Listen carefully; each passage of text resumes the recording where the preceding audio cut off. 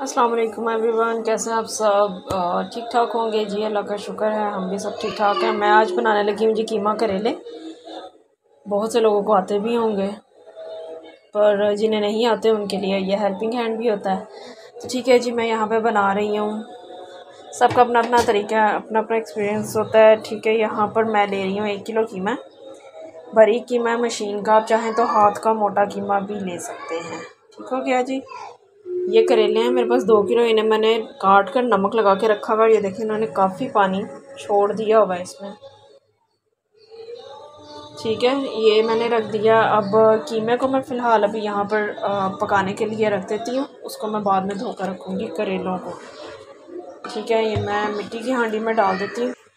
یہ دیکھیں قیمہ میں نے اس کے اندر ڈال دیا ہانڈی میں۔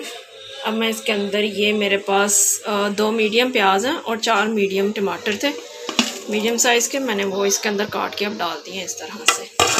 ٹھیک ہے، ساتھ ساتھ میں اس میں جیسے جیسے مسالے ڈالتی جاؤں گی میں آپ کو بتاتی جاؤں گی۔ 2 کھانے کے چمچ اس میں ادرک لہسن کا پیسٹ ڈلے گا، میں وہ ڈال لیتی ہوں۔ ٹھیک ہے، یہاں پہ میں ڈال رہی ہوں، یہ دیکھیں اس طرح سے فل بھر کے میں 2 کھانے کے چمچ ڈالوں گی ادرک لہسن کا پیسٹ، تھوڑا سا اوپر ڈال رہی ہوں۔ اب اس کے اندر ڈالتے ہیں باقی کے اسپائس۔ میں پہلے اس طرح سے سارا کچھ اکٹھا ڈال کے اسے قیمے کو گلانے کے لیے رکھ دوں گی، آپ چاہیں پریشر بھی یوز کر سکتے ہیں، میں ہانڈی میں یوز کروں گی۔ یہاں پہ ہلدی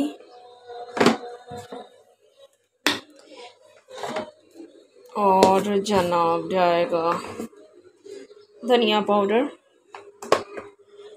1 چائے کا چمچ، نمک ٹو ٹیسٹ ہے، لیکن اس میں کم رکھیے گا کیونکہ کریلوں کو نمک لگا ہوا ہے، تو دھونے کے بعد بھی اس میں کچھ تھوڑا بہت نمک کا اثر رہ جاتا ہے، تو نمک تیز نہ ہو جائے اس لیے میں یہاں پہ کم رکھوں گی نمک، تاکہ بعد میں اسے ٹھیک کر لوں گی ٹیسٹ کرنے پر۔ 2 چائے کے چمچ 2 ٹی اسپون میں نے اس کے اندر لال مرچ ڈال دی ہے۔ ٹھیک ہے، ابھی میں اس میں اتنا ہی مسالہ ڈالوں گی، باقی سبز مرچیں جو ہیں وہ میں بعد میں اینڈ میں دم کے ٹائم پہ ڈالوں گی اس کے اندر۔ ٹھیک ہے، اس کے اندر تھوڑا پانی ڈال لیتے ہیں۔ یہاں پہ میں نے اس کے اندر 2 گلاس پانی ڈالا اور میں اسے چمچ سے سارا اس کے اندر مکس کر دوں گی، تاکہ مجھے قیمہ سخت ہو جاتا ہے، گٹھلیاں بن جاتی ہیں، وہ والا کام نہیں ہوگا، اور مسالہ بھی سارا اس میں اچھی طرح سے مکس ہو جائے گا۔ ٹھیک ہے، 2 گلاس پانی ہے اس کے اندر۔ اب میں اسے پکانے کے لیے رکھ دیتی ہوں۔ یہ میں نے اوپر پکانے کے لیے رکھ دیا، قیمہ گلنے کے لیے رکھ دیا، قیمہ گلنے کے لیے۔ ابھی فلیم میں نے ہائی رکھا کیونکہ اسے مٹی کی جو ہنڈی ہے اسے سیک لگنے میں ذرا ٹائم لگتا ہے، گرم ہونے میں اسے تھوڑا ٹائم لگتا ہے۔ جیسے یہ ہیٹ پر آ جائے گی تو میں اسے میڈیم پہ کر دوں گی۔ ٹھیک ہے، ابھی جب تک گلتا نہیں ہے میں اس کو دیکھتی رہوں گی، بیچ میں چیک کرتی رہوں گی، لیکن قیمہ گلنے تک اب اسے ہم چھوڑ دیتے ہیں۔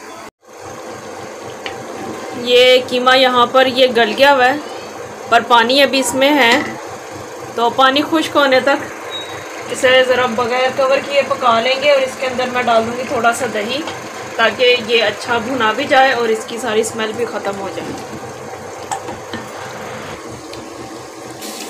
یہ یہاں پر اس کا پانی خشک ہو گیا، لائٹ آن کرتی ہوں، تو میں نے اس کے اندر یہاں پر اب آئل ڈالا ہے فار ریکوائرڈ،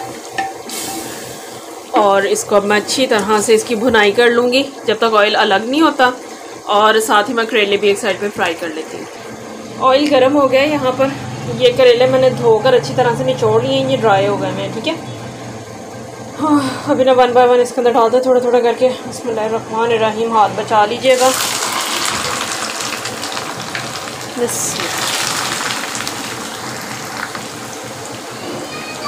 ابھی تو فی الحال اتنے فرائی کر لیتے ہیں، اسی طرح سے سارے میں کر لوں گی۔ قیمہ یہاں پہ کافی بھنا جا چکا ہے۔ اب یہ میں نے یہاں پر 3 سے 4 یہ پیاز ہیں، یہ میں سارے اس کے اندر ڈال دوں گی قیمے کے اندر۔ آپ چاہیں تو یہ پیاز بھی فرائی کر کے ڈال سکتے ہیں، میں اس میں فرائی کر کے نہیں ڈالتی پیاز، میں انہیں یہاں پہ اس پوائنٹ پہ پیاز کو اچھی طرح اس کے اندر مکس کر کے میں اسے 5 منٹ کے لیے دم لگا دوں گی، یہ اس کے اندر ہی سافٹ ہو جائے گا۔ پیاز کو یہاں اس میں دم لگانے کے لیے میں نے 1 کپ دہی اس کے اندر اور ڈالا ہے، تاکہ یہ نیچے سے جلے گا بھی نہیں، اور اسی دہی کے اندر یہ تھوڑا اور پیاز بھی نرم ہو جائے گا، یہ تیار ہو جائے گا۔ یہ دیکھیں جی پیاز اس کے ساتھ دیکھیں بالکل گل گیا، مکس ہو گیا. یہ دیکھیں یہ والی کنڈیشن ہو گئی ہے پیاز کی. آپ کو نظر آ رہا ہے پیاز اس میں؟ آپ یہ دیکھیں اس طرح سے دہی کے ساتھ ہی دم آ گیا پیاز کو بھی. اور یہ ہو گیا. اور یہ کریلے یہاں پر فرائی ہو گئے ہیں. ٹھیک ہے، لاسٹ رہ گئے ہیں تھوڑے سے. یہ بھی فرائی ہو جاتے ہیں تو پھر ایک ساتھ بیچ میں ڈالیں گے. کریلے یہاں پہ سارے فرائی ہو چکے. تو اب میں یہ سارے اس کے اندر ڈالوں گی. بسم اللہ کی برکت. ٹھیک ہے، یہاں پر انہیں اچھی طرح سے اس کے اندر مکس کرتے ہیں. 2 سے 3 منٹ کے لیے بس میں اسے مکس کروں گی اور پھر میں چولہا بند کر دوں گی. ٹھیک ہے جی، فلیم آف، کام ختم. پھر میں آپ کو اسے ڈش آؤٹ کر کے دکھاؤں گی. یہ دیکھیں جی، یہ ہے کریلے قیمہ کی فائنل لک. آپ کو یہ ریسیپی کیسی لگی ہے؟ آپ بھی مجھے اپنا فیڈ بیک ضرور دیجیے گا، بتائیے گا، فالو کیجیے گا، بنا کر بتائیے گا کہ آپ کو یہ کیسا لگا. تو انشاءاللہ آپ سے پھر ملیں گے اگلی نئی مزیدار ریسیپی کے ساتھ. تب تک اللہ حافظ.